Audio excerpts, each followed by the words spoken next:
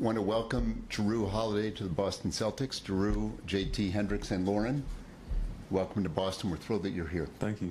Thank you. You're a two-time All-Star, five-time All-Defensive Team, one-time NBA champion. One's a very meaningful number, but it can be improved on, let's hope. Three times Teammate of the Year, which is unbelievable. And now you're a Boston Celtic. We watched practice today, the rest of us. Jrue was out there, and in the 21 years of being here, for me and Steve, we've agreed this was just one of the most energized, focused, driven, completely insanely, connected groups. I mean, Jrue and the rest of the guys are going to probably comment on that as the season goes on, but this was a great start to see the team and how excited everybody is. And they're excited to welcome you, Jrue. We've all known of you. You've won gold medal with Jason and the rest of Team USA as well. I omitted that. Your wife is a two-time Olympic gold medalist, by the way. So there's just a lot of championship qualities that you're bringing to the table. We want to welcome you to the Celtics sincerely. It means everything to us that you're here. You put us on your short list, or however that all worked out. We're thrilled to be here with you. It means everything to us. We take this very seriously. When we partner. And I'm just thrilled that you're here as a Celtic, so thanks again. Congratulations. Thank you. Steve Paliuca, maybe a word or two? Good. Welcome, Jrue. It's fantastic to have you here. It's fitting. You're such a great community person, and we have our gala on Thursday night. It's the largest ever, and now people are lining up to even try to get in since you're coming, and there's so much excitement here. So we look forward to working with you in the community and seeing you on the court. And we've always respected you from afar in all those tough matchups that we had. And now you're on the right side. Yeah, I'm on the right side. Yeah. We So like thank you you. now. We love you. Appreciate it. Yeah. Great. Thank you. Thank you, Steve. Questions? Jrue, can you just walk us through this whirlwind? You go from very recently saying you want to be a Buck for life to being traded and now coming to Milwaukee's biggest rival and looking to knock them out. What's that been like? It's definitely been a whirlwind.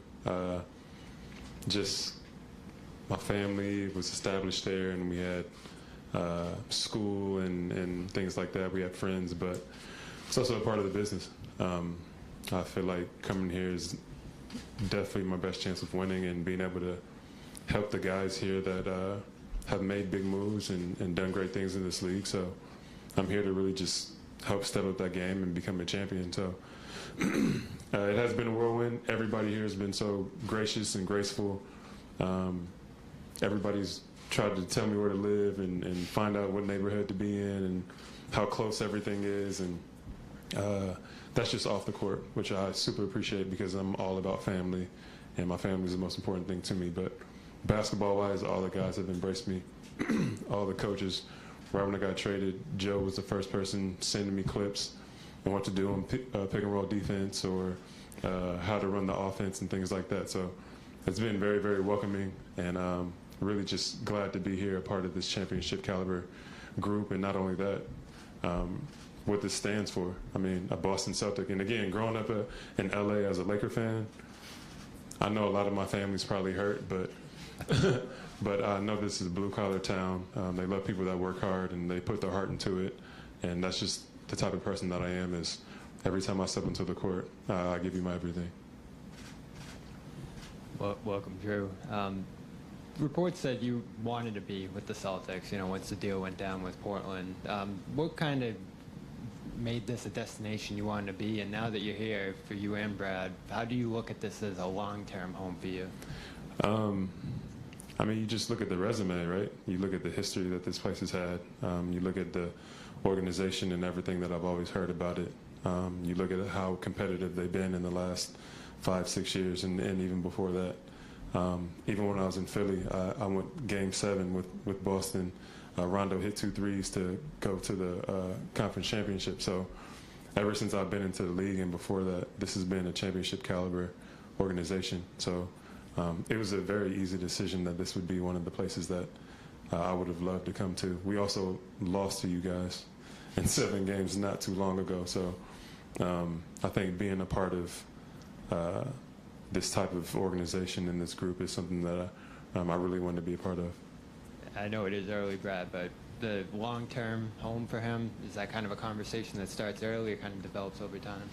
Yeah, I mean, we've wanted him here for a long time, and when the time comes and we're allowed to talk about those types of things, you know, this is something that we hope can be a long-time relationship, obviously beyond these years of his contract. So, but we have a few months to go before we can get too deep into that stuff. And he's communicated that with me from the beginning. Something that's huge for me is communication, being open and honest and upfront, and he's done that from the beginning, so I definitely appreciate that.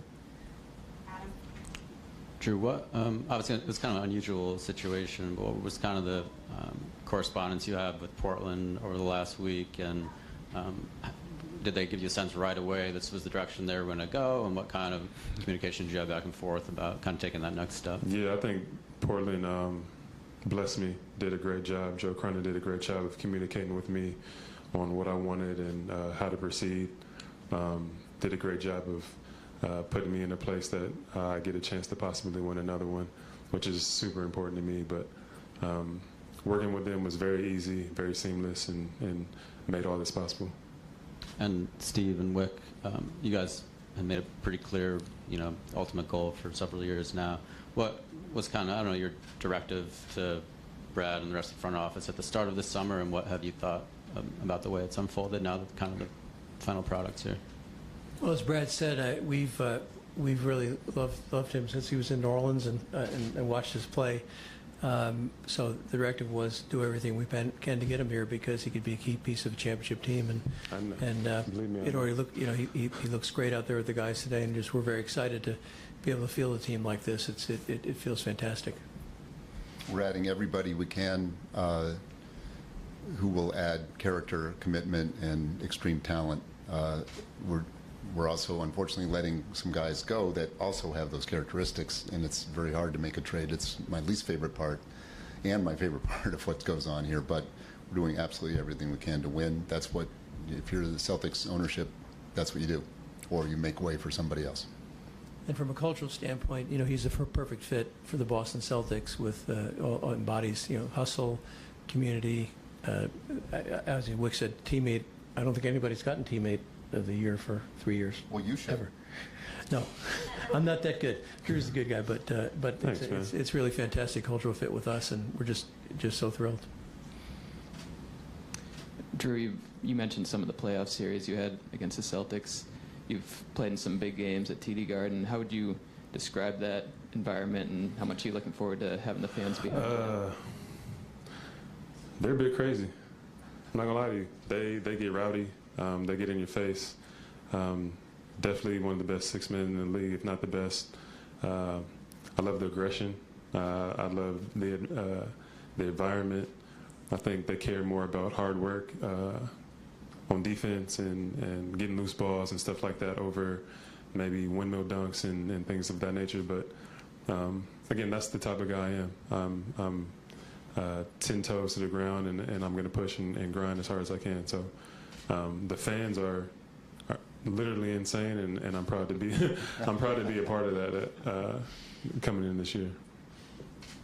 For Wick and Pags, in the past, there's always been questions about like how much is ownership willing to spend, but now with the second apron, it's not even a question of how deep into the tax you'll go, but the consequences of going that deep. So since you did that with this trade, how different was the decision-making process on whether to make such a big splash, and how do you balance making this big splash with the long-term financial burdens? We haven't blinked at all. I was part of the committee that put the aprons in place with the players committee, and we're aware of all that.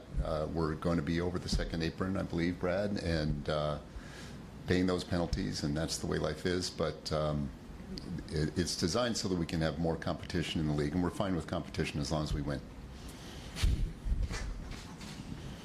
It's a question for Jrue. What kind of conversations have you had with Joe so far in terms of your role? Obviously, you're a very versatile guard in terms of what he's looking for you there.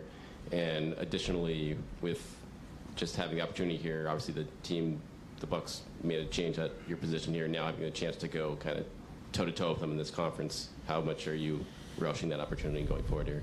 Yeah. I mean, if you guys know Joe at all, he'll be super honest with you up front to the point. So I love that from him. And from the beginning, he's told me my role is to do everything. Do everything. Be all over the floor defensively. Be able to control situations offensively and situations calm us down and get us good shots toward the end of games. But I think when it comes down to it, it's about winning. It's about keeping this culture of winning, and Joe's a part of that. And the way he's communicated with me has been awesome.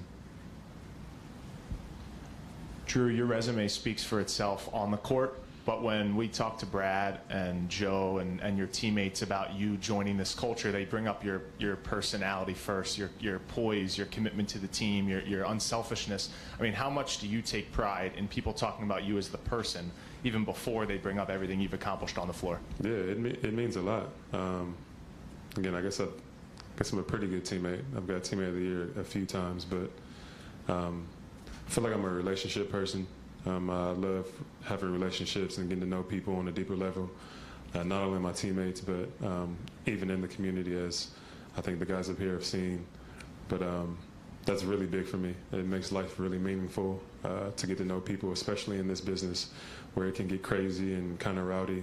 Sometimes it's cool just to kind of take it down a notch and sit down and get to know somebody. Gary. Jrue, you've been traded a few times. Emotionally, this one, did it hit you hard? Are you now more motivated to play against the Bucks? Like, how mentally where are you at now, and where were you a few days ago when all this was going down? A few days ago, before I got traded, it was just kind of like, where am I going to land?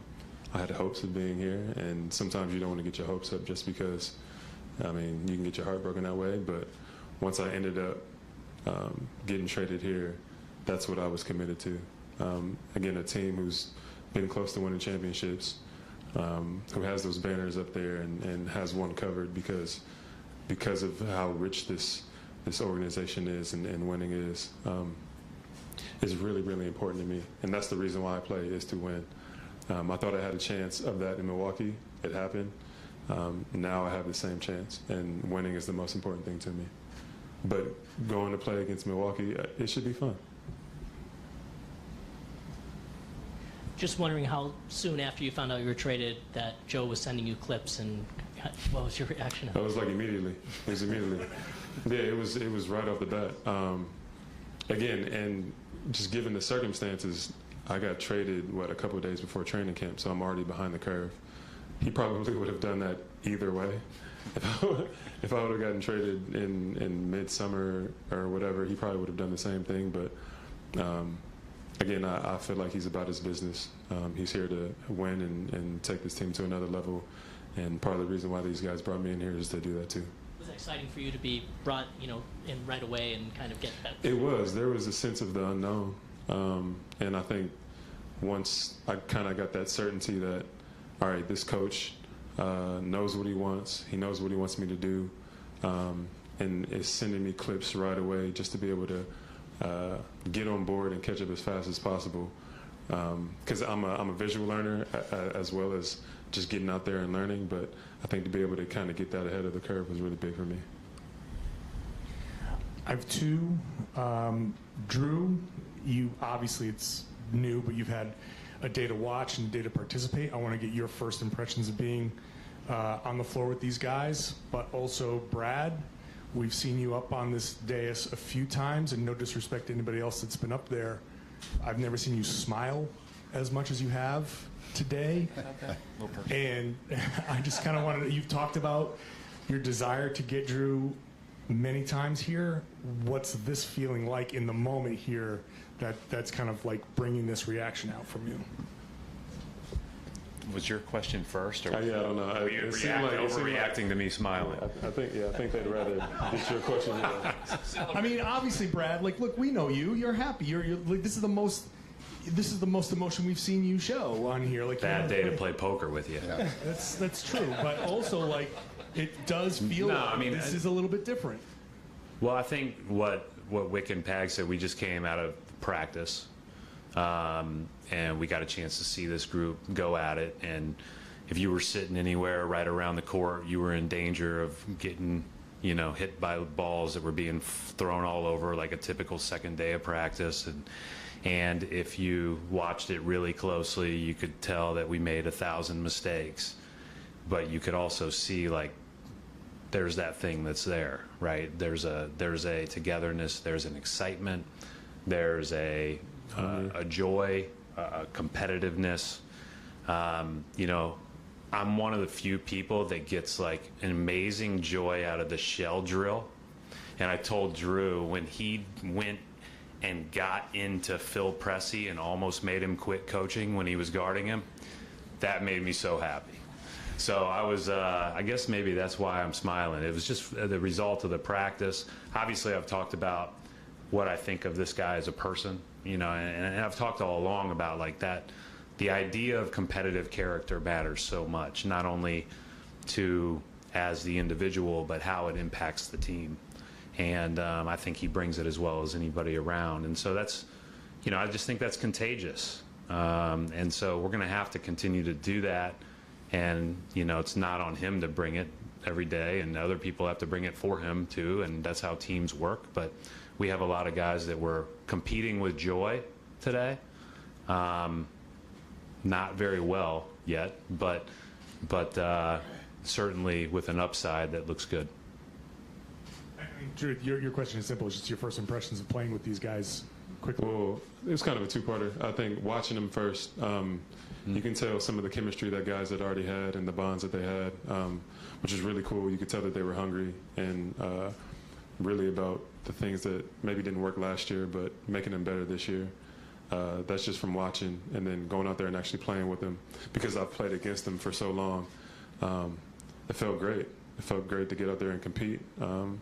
We know that our best players are the most competitive ones, and they're kind of leading the charge. JT and JB were out there after people defensively, and I know how guys, I know how it can be being a two-way player, but I think for us to be a great team, obviously those two are going to carry us along a lot of the way. But today was good for me.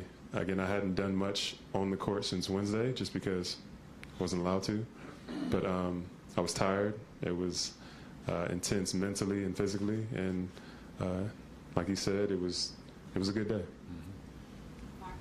Hey, Jrue, I just want to piggyback off of kind of what Brad was talking about there with the competitive nature of not only adding you to this group, but just the group as a whole. When you walk out there today, obviously you watched yesterday, today you got to participate, but like, what is the feeling that you take away of the competitive nature that's in that locker room? And maybe how does it compare to what you've experienced through the first X amount of years that you've been in the league? There's definitely a hunger that I love. There's this hunger to be the best that you can individually and as a team. And I think when you have that, you always have a chance of winning, being that competitive. And again, you feel in the locker room. I think for me, especially coming in a little nervous, just how is it going to be the first day? You see Joe the first day almost losing his voice. He's out there running around, passing the ball to people, telling them to get back, stopping practice. But I think once I actually got out there and was able to play and kind of get that chemistry, I felt more of that competitiveness. You looked nervous. You were pouncing on guys. I was sitting 5 feet away, like as if on courtside. You were playing 5-on-5, and you would just like go envelop them immediately. You're 6'5". You might. It's really something to watch this guy play. I appreciate them saying that. I felt a little. Again, this is my first day. If you were nervous today, I'd hate to see tomorrow. Yeah, we were marveling at the play where I don't think we've ever seen Jaylen Brown be stopped going from the hoop when he has a full head of steam, and he just ran right into Jrue, and it was it. It was incredible. One of the most incredible things I've seen in practice. Jaylen's really strong. I remember that play. Yeah. No, I appreciate them saying that. It was again, initially there's nerves there, just being the first practice and what it's going to be like, but I think gradually as it went on, it ended up being a fairly good day. What's something that you learned in 2021 in that championship season, or a lesson that was reinforced that you feel like you can imprint on this team throughout the journey? That it's hard. It's harder than everything you've ever done before, and you're going to be tired, exhausted. But it's about who has the mental toughness, who can fight through and make plays honestly toward the end of games and in the series. But who's the most connected? The team that wants it the most will go after it and get it. Final couple questions. Adam, go ahead. Charles was saying yesterday how he feels like you take as much like joy and pride in like unlocking things for teammates as you do your own success. When you know, obviously you played against Jason and Jalen for years now. When you watch them, what are ways you feel like you might be able to make them better? Honestly, I want to make the game easier for them. I know that I am a threat offensively. I know that I do love to pass and really be that type of player, but I can also be aggressive offensively too. Not only that, defensively, I feel like I'm pretty good. There might be times where Jalen's picking up full court and he's using so much energy defensively. I can take that over. I can be the guy where he's one of our best scorers. I can help him in that way, conserve energy to go down there and score. So I'm really just here to serve. I'm here to do really well next to everybody on the court. But for the most part, I think it's about winning and helping out my teammates just become as good as possible, as good as they can. Wick, I just want to go back to the very first thing that you mentioned, and you said this is one of the most energized, focus-driven, insanely connected group that you've seen. What makes it so different this particular year? What do you feel is at the root of this drive, this different level that you see? It's hard to just really quantify, and it was just an emotional reaction, but it's an authentic reaction. It's how I really felt. I remember 2008 when that team got put together, that feeling. You know, and Kevin Garnett and Ray Allen walked into the first practice and joined everybody else, and all of a sudden things just felt different. And, you know, Paul Pierce was here today trying to bring some of that magic, and he brought a lot of joy and energy to it. I just want to say there was just a real feeling of optimism, and also, I think, annoyance. I mean, we've been in, 5 conference finals in the last 6 or 7 years. We've been knocking on the door. We've been in the finals, leading the finals, and lost. Last year we were down 0-3, came back, and lost the game 7. You know, it couldn't be more frustrating. So I think out of annoyance and regret comes what do we do to make it better. And I think that's the feeling I'm getting for the guys. I don't want to speak for the guys. It's my personal feeling about myself as well, because I blame myself for when we don't win. I mean, it starts with the people who are making the decisions and the group here at this table. But speaking for the seemingly the guys and we up here all share the same feeling, which is it's about time that we, really get started and go somewhere. And so the journey, it's about the journey, but the destination, would be pretty great if we can get there. There was just an electricity in the gym today when you get such great players together playing at a high level. And Paul Pierce turned to us and said he's never seen an NBA practice in his whole entire career that they went that hard, that fast, for that long. So he was really smiling as well. Brad and him were smiling today. And just one, can I ask just one more follow-up question for Jrue? The other day, Jaylen Brown called you an assassin. Just kind of wanted to get your reaction. We've had some battles. I feel like he knows my competitive nature. He knows I don't back down from anybody, and what somebody can dish out, I can dish it right back. So I think just based off of experience, he knows that the energy and the competitiveness that I'm going to bring on a night in and night out basis is going to be something that you can always count on me to do. So I appreciate him saying that, because honestly, he's one of the best players that I've played against in my life, one of the hardest ones to guard. The play that they were talking about today where we kind of stood each other up, like I did kind of stumble. Like, even though I know I'm strong, Jalen might be stronger than me, which is crazy to say as a guard. But he, I think that competitive nature in practice, in training camp, throughout the year, competing against each other like that, knowing that like I know his tendencies, he knows mine, to be able to go at each other like that consistently, I think just makes us better. Final question, Gary. Wick, you probably touched on it, but how big of a season? It's been 15 years since the last championship, and as much as you guys have built on that, and you guys haven't won, how big of a season is this? Is this the biggest season since you guys got the initial victory together? I mean, well, it's a big season. I mean, my initial thought, right when you asked that, was to say, I look at the next 6 years as a real opportunity for us, and that's not to take anything away from this year, but we're going to keep doing this until we uncover that banner, until we print something on that, or we're going to die trying. That was the first quote 20 years ago when we came in. We're going to win banner 17, or I'm going to die trying. And we're going for banner 18 now, and that we're going to keep going. And now it would be nice if it was this year, and we have the makings this year, but so do a bunch of other teams. So it's all about how connected can they be, how lucky can we be with injuries, how can the ball bounce just right. But we're giving it everything we got, and I'm thrilled that Jrue is here as a Celtic. It's been a long-time goal, and it just feels absolutely great right now. Thank you, everybody. That's a wrap. Thanks, man. Thanks, See Jrue. everybody tomorrow. Thank you. Thanks for hanging in for a long day. Thank you.